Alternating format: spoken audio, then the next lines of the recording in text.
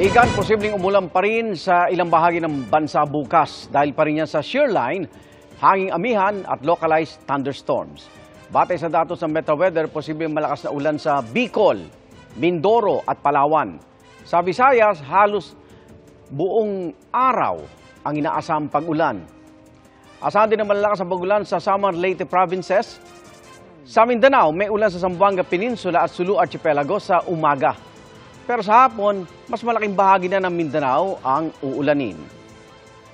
Dito naman sa Metro Manila, mababa sa ngayon ang tsansa ng ulan bukas pero posible pa itong magbago.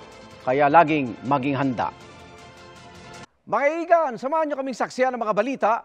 Mag-subscribe sa GMA Integrated News sa YouTube. Para sa mga kapuso abroad, samahan nyo kami sa GMA Pinoy TV at sa www.gmanews.tv.